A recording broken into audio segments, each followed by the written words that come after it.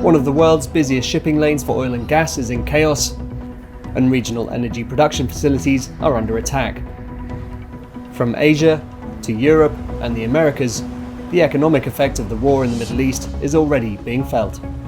What began as US and Israeli strikes against Iran has become a regional conflict which could affect the whole global economy. So what are the risks as the war continues to upend energy markets? To understand this and all the news shaping our world, don't forget to subscribe to AFP. Here in Britain's Yorkshire Dales, the picturesque village of West Burton is a long way from Iran. But the effects of the war are still being felt. Many locals rely on oil to heat their homes, and prices have more than doubled since hostilities began. I've got about 800 litres in my tank. We can all turn the heating down a little bit so it'll last a little bit longer. On the other side of the world in Asia, queues have been forming at filling stations as prices rise. Car use has been halved here in Myanmar, with number plates ending in odd and even numbers only allowed to drive on alternate days. Even so, there's been a scramble for petrol in a country where 90% of fuel oil is imported. It's a particular worry for Zay Yafyo, who works as a taxi driver.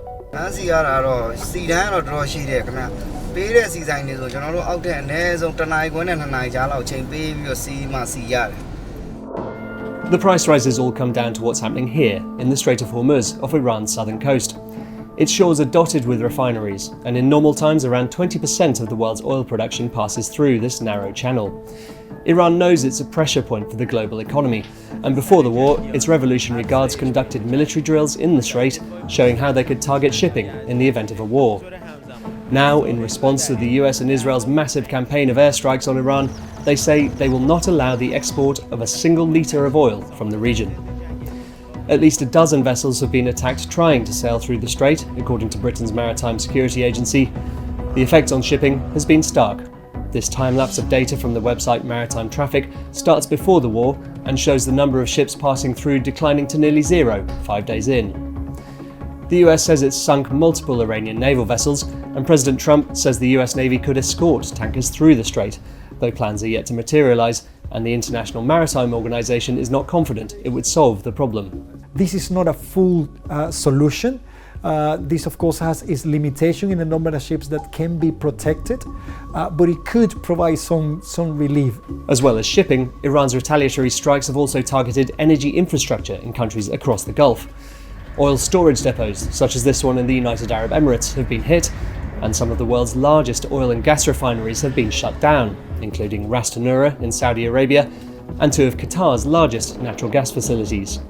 The attacks on energy facilities that has happened also on both sides is a dangerous precedent that will cause not only the region to lose economically in our business models here in the region, but it will cause repercussions throughout the world.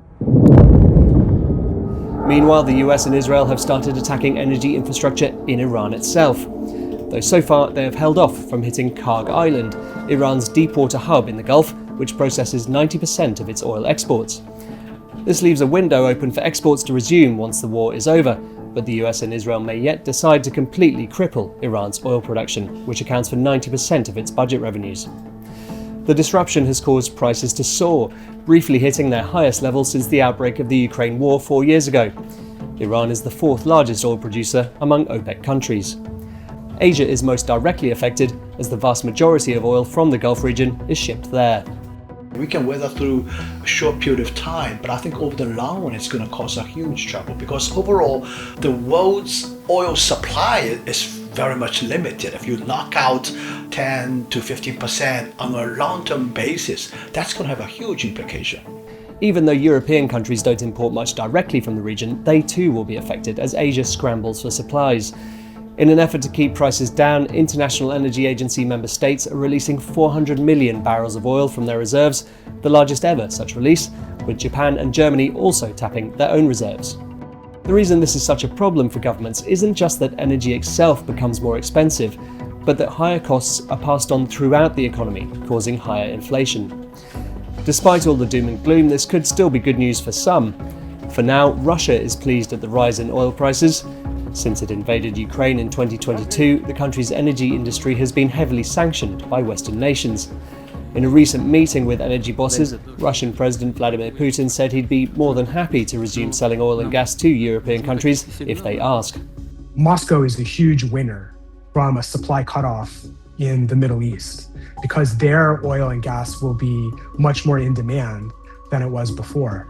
So for Putin, it's actually a double benefit because he's going to experience higher oil prices than he has under the sanction programs without this crisis. And that means more money to continue and fight his war against Ukraine. Rising energy prices will also benefit the US as a net exporter of energy, but even here, the price of fuel at the pump will likely rise with global markets, which could be bad news for Donald Trump's Republican Party ahead of November's midterm elections. Writing on his social network, Truth Social, President Trump had this message for voters.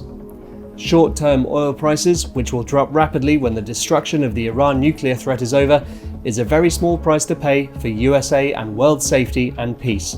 Only fools would think differently. With the head of the IMF saying that uncertainty is the new normal, perhaps the only thing that is certain is that the longer the war lasts, the greater the economic impact will be.